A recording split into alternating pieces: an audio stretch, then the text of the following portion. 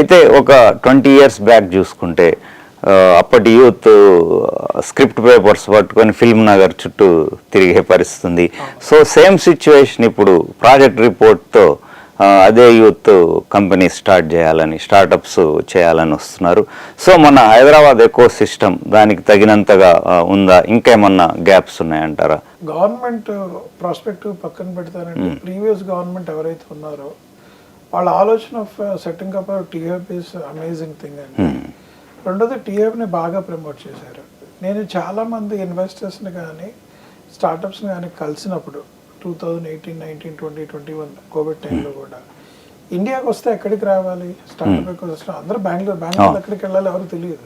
అక్కడంతా coffee shops but they all no one place called T Hub. And మీరు చూస్తే whoever has landed from any other country, the first destination is T Hub. తర్వాత IIT Madras, IIT Delhi, IIT బాంబేకి వెళ్ళారు కానీ in that way మన ecosystem was well build sir. మనకి lack ఏమైంది హైదరాబాద్లో అని మీరు అడిగితే, మన దగ్గర ఉన్న ఇన్వెస్టర్స్, హైదరాబాద్లో ఉన్న తెలుగు ఇన్వెస్టర్స్ అందరూ కూడా సెల్ఫ్ రిస్క్ టేకర్స్ అంటాను.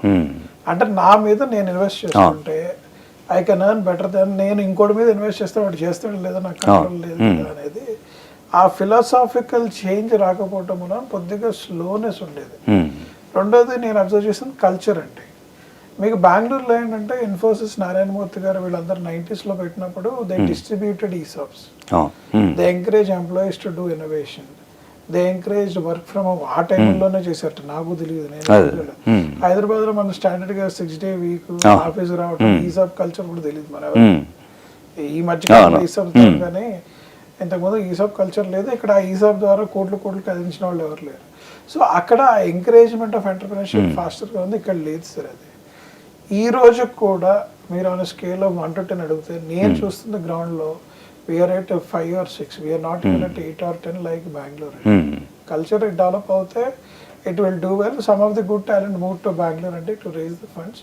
We always say entrepreneurship journey is the toughest thing. నీకు డబ్బులు ఎక్కడ దొరికి, నీకు మార్కెట్ బాగుంటే ఆ మార్కెట్కి వెళ్ళు. ఈ మార్కెట్ బాగాలేదని ప్రయత్నం చేస్తే ఇబ్బంది పడద్దు అని చెప్తాం మేము. రైట్. అండ్ అలాగే చూసుకుంటే ప్యాషన్, పర్పస్, పర్ఫెక్షన్లో ఏది కీ అంటారు? ప్యాషన్ చాలా మంది స్టార్టప్ ఫౌండర్స్కి ఉందండి. మాకు బిగ్గెస్ట్ ఛాలెంజ్ ఏంటంటే ప్యాషన్, పర్ఫెక్షన్ చూస్తాం కానీ పర్పస్ డ్రివెన్ చాలా మందికి లేదు. So we asked 2 things. What is the clear purpose of this? Is there any customers willing to buy? Purpose define చేసుకొని మార్కెట్లో జరుగుతున్న చేంజెస్ బట్టి వాడు కూడా చేంజ్ చేసుకున్నవాడు సక్సెస్ అయ్యాడండి. నేను ప్యాషను, నేను నా పర్ఫెక్ట్ అంటే customers have not appreciated, revenue has not come, company has not gone. So we always say ఫౌండర్కి పర్పస్ డ్రివెన్ వెళ్ళండి, don't go for passion and perfection. Both are good to have, but the first priority is the purpose.